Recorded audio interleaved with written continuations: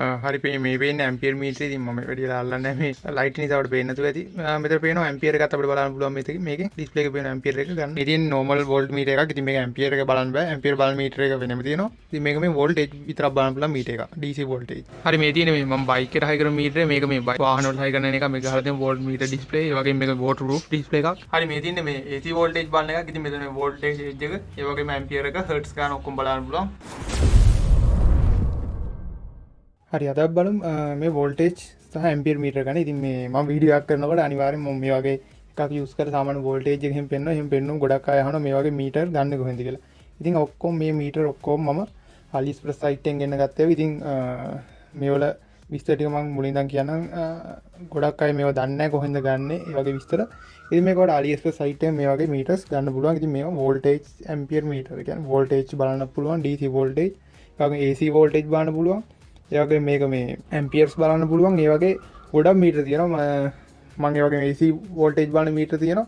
ඒ වගේ මීටර ගොඩක් මම ගාව තියෙනවා. ඉතින් මම මේ දැන් ටිකයි ගෙනල්ලා තියෙන්නේ. මේ මූලිකව මේ ටික පේන්නන්න ඕන නිසා ඉතින් ඊට මම ඉස්සරහට පෙන්නන්න.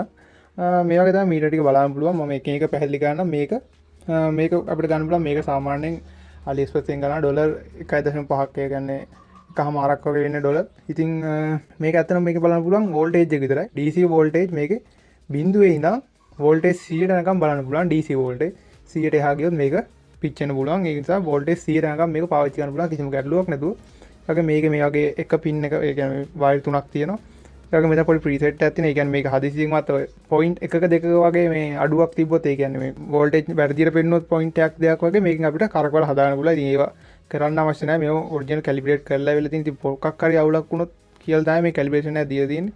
ඉතින් ඒක කරකවන්න යන්න එපා. ඉතින් තේරුමක් නැහැ. මං කිව්වා අර පොල්කක් හරි වෙනසක් චුට්ටි හරි වෙනසක් තිබ්බොත් හදාගන්න පුළුවන් ඒකෙන්. ඉතින් මේ වගේ තමයි බලා ගන්න පුළුවන් ඉන්නේ. ඉතින් මේක මිලේ හැටියට ඇත්තටම වඩන මේක හොඳ ඩියුරබිලිටි එකක් දෙමුණා. හොඳ ක්වොලිටි එකක් තියෙනවා. මම පෙන්නන්නම් මේක කොහොමද පවර් ඔන් කරන්නේ කියලා. මෙතන වලට පේන වයර් තුනක්. මේක කළු පාට වයර් කියන්නේ ග්‍රවුන්ඩ් එක විදිහට. ඒ කියන්නේ ඍණ වයර් එක. ඒ වගේ මේ සුදු රතු කියලා වයර් දෙකක් එනවා. ඉතින් මේ එකක් එන්නේ මෙමරි ලයින් එක. අනිත් එක එන්නේ පවර් ලයින් එක. කියන්නේ මේක අපි මම පෙන්නන්නම් ඔයාලට බැටරියට කනෙක්ට් කරලා. මේ විදිහට මම 12 වෝල්ට් බැටරි එකක් ගෙනාවා. ඉතින් මම මේ බැටරියට මෙතන මේ විදිහට ග්‍රවුන්ඩ් එක මේ විදිහට කනෙක්ට් කරනවා. මේ විදිහට ග්‍රවුන්ඩ් එක කනෙක්ට් කරනවා. ඒ වගේම මෙතෙන්ට මම මගේ රතු පාට වයර් එක මේ විදිහට කනෙක්ට් කරාම ඔයාලට පේන්නේ මේක 0 කියලා විතරයි වැටලා තියෙන්නේ. ඒ කියන්නේ දැන් මේක මෙමරි වගේ තමයි කියලා මෙමරි ලයින් එකක් දෙනවා වගේ තමයි. දැන් මේක 0 වැටලා තියෙන්නේ. මේකට අපි ආයි මේ සුදු වයර් එකක් දනට මේ වගේ සප්ලයි එක දුන්න ගමන් වෝල්ටේජ් එක මේ වගේ වැඩ කරනවා. ඉතින් මේක අර ක්‍රමයේ අත්‍යවශ්‍යම නැහැ. ඉතින් අපිට මේකේ මේ සුදුයි රතුයි වයර් දෙක එකට අමුණගෙන මේ වගේ වෝල්ට් මීටර් එකක පාවිච්චි කරන්න පුළුවන්. ඒතකොට මේ වගේ දෙකම එකට මෙහෙම අමුණලා දුන්නම මේ වගේ වෝල්ටේජ් එක බලන්න පුළුවන්. ඉතින් මේක ටිකක් සාමාන්‍ය ටිකක් ලොකුවට එන ඩිස්ප්ලේ එකක්. ඒ වගේ මේකෙම තව පොඩි ඩිස්ප්ලේ එකක් එනවා මේක. ඉතින් මේකත් මේ විදිහට තමයි බලන්න පුළුවන් වෙන්නේ. ඉතින් මේකෙන් මේ එක එක කලර්ස් වලින් තියෙන මේ රතු නිල් ඒ වගේ කලර්ස් වලින් ගන්න පුළුවන්. මේ ඔක්කොම එකයි. මේ වලත් අර කිව්වා වගේම ඔක්කොම සිස්ටම් එකයි. මේකේ ප්‍රීසෙට් තියෙනවා. ඉතින් මේ වලත් වෝල්ට් බිඳුවේ ඉඳන් 100 යනකම් බලන්න පුළුවන්. 100ට යනකම් මම මේකක් ඔන් කරලා පෙන්නන්න. හැබැයි මේ වල නම් අර කිව්වා වගේ කලින් ඒ වගේ මේවල ලයින් එකක් නැහැ. ඉතින් මම මේකත් මේ වගේ පවර් ඔන් කරලා පෙන්නන්නම්. ඔය වෙන මේ වගේ පවර් එක බලන්න පුළුවන්. මේක මිල සාමාන්‍ය ඩොලර් එකක් වගේ වෙදි ගන්න පුළුවන්. මොකද මේ දවස්වල ගොඩ මේ වල මිල වැඩි වෙලා තියෙනවා. ඉතින් මේ වගේ තමයි ගන්න පුළුවන්. ඉතින් මම මේ ළඟදී ගෙන්න ගත්තේ ඒ ටික. ඒ වගේම තව තියෙනවා අපිට මේක මේ ඇම්පියර් මීටර් එක. වෝල්ට් මීටර් සහ ඇම්පියර් මීටර් දෙකම තියෙනවා මේකේ. මෙතන වෝල්ටේජ් එකයි ඇම්පියර් එකයි දෙකම බලන්න පුළුවන්. මොකද මේක මීටර ටිකක් වෙනස්. මේකේ මේ වයර් ටිකක් වැඩිපුර ඇවිල්ලා තියෙන එක වයර් දෙකක් අමතර වෙලා තියෙනවා.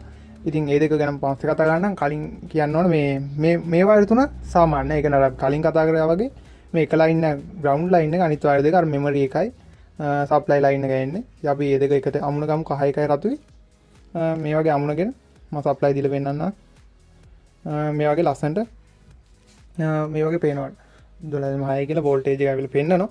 ඉතින් මේ යට නිල් පාට මීටරයක් තියෙන ඇම්පියර් මීටර. මේ ඇම්පියර් මීටර වැඩ කරන්නේ අපිට මේක ඇම්පියර් මොකක් හරි යමකට ගන්නකොට තමයි ඇම්පියර් එක පෙන්වන්නේ. ඒක ඉතින් ඒක වැඩ කරන්න මේ මහත වයර් දීලා තියෙන්නේ මේ ඇම්පියර් මීටර එකට සප්ලයි දෙන්න. කියන්නේ මේක සාමාන්‍ය මේක ඇම්පියර් 10ක් යනකම් බලන්න පුළුවන් උපරිම. ඉතින් මේක ඇම්පියර් 10යි DC වෝල්ටේජ් 100යි උපරිම බලන්න හැක් ගන්න. ඉතින් මේ අපල ඇම්පියර් වැඩ කරන්න කොහොමද කියලා මීටර එක මේක අනිවාර්යයෙන් මතක තියාගන්න.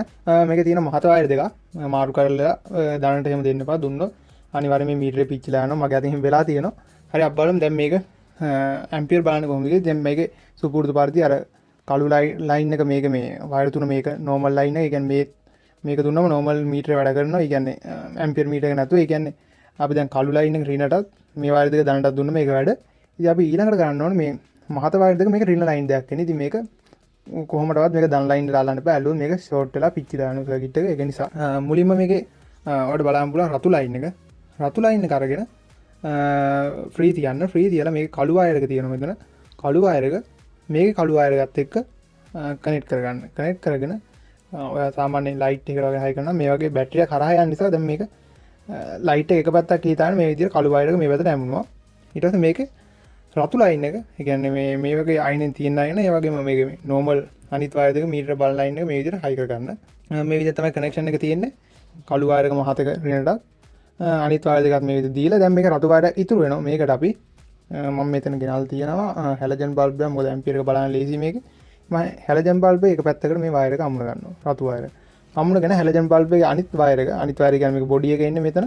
බොඩි එක දනට දෙනවා. ඒ කියන්නේ දැන් මේක මෙන්න රවුමක් වයර් ගන්න. ඒ කියන්නේ මෙතනින් රින ඇවිල්ලා රින මේක හරහා ගිහිල්ලා ඇම්පියර් මීටර එක හරහා ගිහිල්ලා ලයිට් එක හරහා ඇවිල්ලා ලයිට් එක අනිත් අග්‍රය මම මේකේ දනට මේ වගේ කනෙක්ට් කරනවා.